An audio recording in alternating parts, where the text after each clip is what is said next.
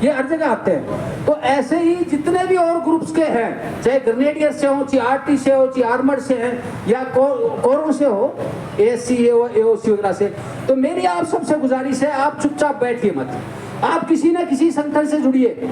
अरे और किसी से भी नहीं जुड़ते तो इन कुमाऊं ग्रुप वालों से, 13 कुमाऊं वालों से जुड़ लो। इनका आपस में बहुत जबरदस्त तालमेल है, बहुत आपस में प्रेम और भाईचारा है। और ये जलूरा डे और रजाविला डे पे पक्का कहीं ना कहीं इकट्ठे होते हैं। और अब तो अपनी ये रेजिंग डे भी इन्होंने मनाना शुरू कर दिया है। तो भाई अगर आपका खुद का ग्रुप इतना बड़ा नहीं है या इतने लोग नहीं हैं, तो मेरा जो है आप अपने इन भाइयों से जुड़ जाइए, ये भी तो हमारे हिस्सा है। जब हम जो है बाहर सिविल में होते हुए कुमाऊं ग्रुप से जुड़ रहे हैं, तो आप भी जुड़िए। तो मेरी ये गुजारिश है कि घर पे आके खाली मत बैठिए, जीवन ऐसे ही जाया मत करिए।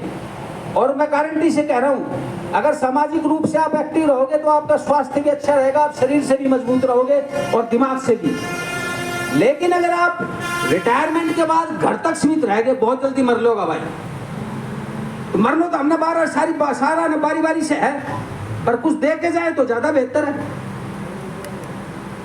मैं आपको बता रहा हूं, शरीर अपने आप में ऐसे एंजाइम सब ऐसे रस छोड़ता है अगर आप अच्छे क्रम में शामिल होते हो तो, जिससे रोग आपके पास नहीं आएंगे।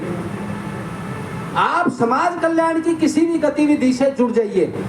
और मैं इसलिए आपसे गुजारिश रेजिमेंट के और खाप के मुद्दे में इसलिए करता हूं, क्योंकि आपने अपने जीवन का जो जवानी का सबसे बेहतर हिस्सा है वो फौज को दिया है। आपने वो दर्द महसूस किया है, आपके अंदर जो है वो टीस है कि भाई हमारे साथ न्याय नहीं हो रहा। और ये जो खाप व्यवस्था है, ये चारों तरफ खड़ी करेंगे भाई। मैनेजर साहब है कृष्ण जी, 31 मार्च 2023 को रिटायर हुए थे, और इस बार निर्जला 11 पे 18 जून को पहली खाप इन्होंने जो है खड़ी कर दी।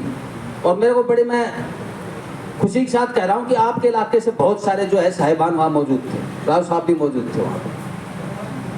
तो आप ये मत समझिए कि आप एक कोने में बैठे हो, आप अहिरवाल का हिस्सा हो भाई। कभी न कभी तो आपका कोई बुजुर्ग यहाँ आया होगा। और जहां तक मैंने अध्ययन करा है, मेरे ख्याल से पहली बसावट जो है राव गुजरमल जी के टाइम में हुई थी।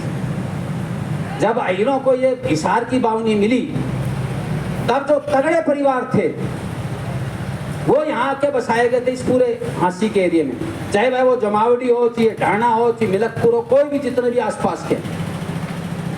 उसके बाद में जो है जेम्स स्किनर था एक, जिसको हांसी की जागीर मिली हुई थी अंग्रेज।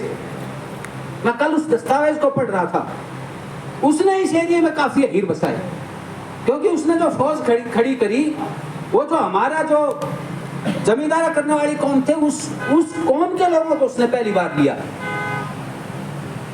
तब उसमें बकायदा लिखा था कि अहीरों को भी वो ले आए थे जेम्स स्किनर। और जो फौजी जेम्स स्किनर के साथ आए थे रिसाले में, उनको 50 से 150 बीघा जमीन तक दी गई थी। तो आपका हो सकता है कई पीढ़ी पहले कोई किसी बुजुर्ग को ऐसे मिला हो सम्मान। और तीसरा जो यहाँ पे पलायन हुआ होगा वो 1857 की क्रांति में हुआ होगा। ये 3 ऐसे मौके हैं जब आपका कोई ना कोई बुजुर्ग इस एरिया में आया था, जो यहाँ पे फिर अपने आप को स्थापित कर लिया। तो आप ऐसा क्यों सोचते हो कि भाई वो अहीरवाल अलग है और ये अलग है? एक ही हमारा खून है, बहुत सारे आपस में मिल रहे हैं, पहनावा बोलचाल मिल रही है। मैं हर बार इस चीज पे वो करता हूँ कि अरे भाई थम उरा रिश्ता मत करा करो, तुम हमारा कहीं भी आओ ना।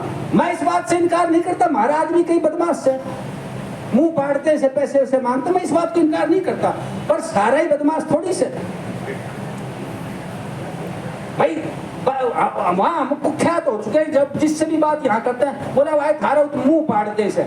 मैं इनकार नहीं कर रहा भाई, ये कमजोरी है वहां पे, पर अच्छे मानस भी तो हैं। तो भाई वहां रिश्तेदारी करो, हाथ जोड़ के विनती है। जब वहाँ रिश्तेदारी भाईचारा रहेगा तो जुड़े रहोगे। यहाँ तो कई बार ये मुद्दा उठ जाता है, तो अहीरवाल का यहाँ का है ही नहीं। अरे भाई हम के पाकिस्तान से आए हैं, मेरी गोद सातोरिया है, सातोरिया इस ढाणा में भी है, मिलकपुर में भी और भी जगह आबाद है।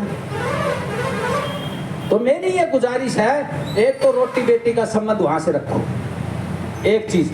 दूसरी जो सबसे बड़ी कमजोरी, सारी मीठी मीठी बात नहीं करूंगा, हम सोचो खासतौर से हमारे बुजुर्ग बैठे हैं यादव महासभा वाले, पढ़े लिखे हैं, बीओ साहब वगैरह, सीताराम जी वगैरह, भाई थारा खाता खराब हो रहा है। देखो धीरे धीरे थारा और मुसलमान नाम ज्यादा फर्क नहीं रहेगा। यो घर जीजा को से ऐ को जीजो के घर के सामने से, ऐ को फुफ्फो उड़ाने से, को फुफ्फो उड़ाने से, एक ही काम में अल्टा सल्टा कर रहा सो तुम। और ये रवायत सब जगह हो रही है। हाँ जी, हाँ जी। तो ये सौदा 3 जगह आपकी तरह सीख के 3 जगह हो गया। एक तो ये गुड़गांव वाले आपस में करने लग गए, पहले ये दिल्ली वाले करा करते थे, और पता चला भाई इस मिनी अहिरवाल में भी यही सौदा हो रहा है। देखो इसका सबसे बड़ी खराबी क्या होगी, नस्ल कमजोर हो जाएगी तुम्हारी, इतने इतने बालक होंगे और वो भी रोगी।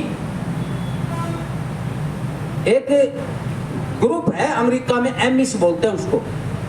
उन एमिस लोगों की खासियत क्या है, वो बिजली का इस्तेमाल या जो भी मॉडर्न सुविधा है उसका इस्तेमाल नहीं करते। वो आदम के जमाने में जैसे रहते थे प्रकृति के नजदीक, आज भी वो लोग प्रकृति के नजदीक रहते हैं। उनके घरों में बिजली नहीं है, मशीनें नहीं है, वो साधन भी ऊंट गाड़ी और ये इस तरह के इस्तेमाल करते हैं। और सारा अपने बच्चों को स्कूल की पढ़ाई नहीं करवाते, वो दस्तकारी सिखाते हैं। जो एमिस ग्रुप है वो बड़ा उम्दा ग्रुप है, लेकिन उनमें एक सबसे बड़ी कमजोरी आ गई, वो एमिस अपने आप में ही ब्याह शादी कर रहे थे।